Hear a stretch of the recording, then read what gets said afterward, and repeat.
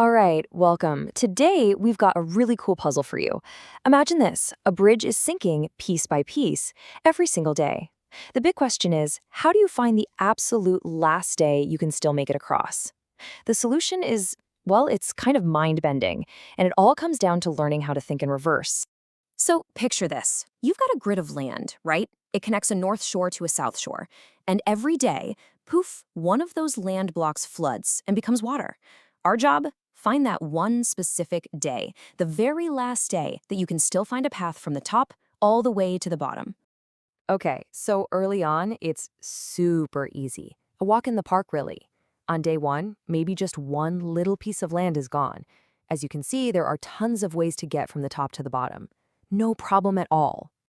But, as time goes on, more and more of these cells turn into water. The whole land bridge starts to look like a piece of Swiss cheese, just full of holes.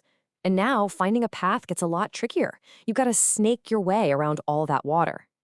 And then it happens. Some critical piece of land floods, and just like that, the path is broken. The connection is totally severed. The north and south shores are completely cut off from each other. Game over. You can't cross anymore. So the obvious question is, how do we find that exact day?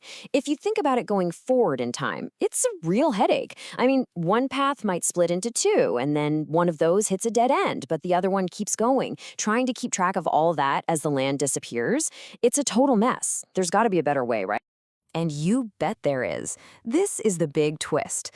The key is to flip the entire problem on its head. So instead of watching the land disappear into the water, what if we watched it rise from the flood? See, when you think forward in time, you're tracking destruction.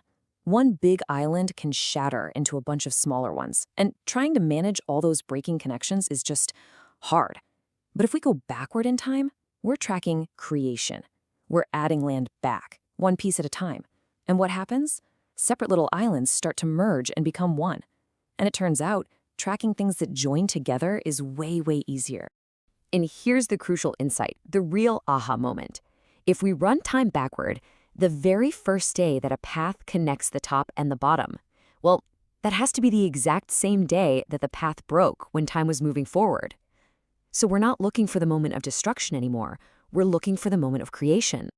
Okay, but how do we actually keep track of all these merging islands? For that, we need the perfect tool for the job. And that brings us to this really elegant data structure called union find. You might also hear it called disjoint set union. The easiest way to think about union find is like a club manager. Its only job is to know who belongs to which club. For us, the members are our land cells and the clubs are the islands they form. Simple as that. And it really only does two things. First, there's the find operation. It basically asks, hey, which island does this piece of land belong to? And second, there's the union operation. This one is a command. Merge these two separate islands into one big one. That's it. Two simple ideas, but they are incredibly powerful for solving this problem. But wait, it gets even cooler. This whole thing is made super duper fast by two clever optimizations. The first is called path compression. Think of it like creating a shortcut.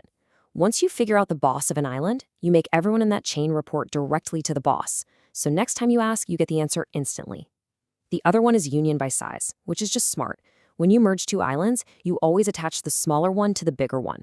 And these two tricks together, they make the whole thing so blazing fast you could run it on a massive grid, and it wouldn't even break a sweat. Okay, awesome. So we've got our strategy, thinking in reverse, and we've got our tool, the union find data structure. Now let's put it all together and actually see how we rebuild this bridge. First up, we're going to do something a little abstract. We're going to create two special imaginary nodes. They don't exist on the actual grid. Let's call them the North Shore and the South Shore. Think of them as representing the entire top edge and the entire bottom edge of the map, all rolled into one. Okay, so now we start our reverse simulation. As we add land back one piece at a time, anytime a new land cell appears in that very top row, we immediately union it with our North Shore node. We're basically saying, hey, North Shore, you're now connected to this piece of land. And I'm sure you can guess what's next. Exactly the same thing for the bottom. Any new land cell in the very last row gets connected to our South Shore. This way, our two virtual shores know about any land that's touching the respective edges. So let's walk through the loop. This is the core of the algorithm. We start at the very last day and count backward.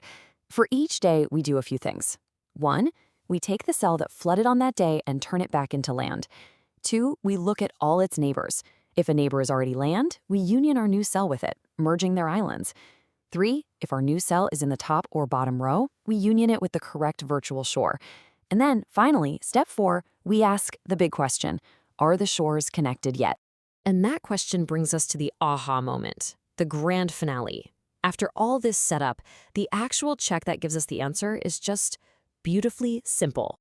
The entire problem, the whole thing, comes down to this one simple check. We just ask our union find structure, hey, if I find the group for the North Shore, is it the same exact group as the one I find for the South Shore? In other words, have they become part of the same single island? And that's the magic right there. The very first time that check comes back as true, what does it mean? It means a continuous path of land now stretches all the way from the top to the bottom. Our bridge is officially rebuilt.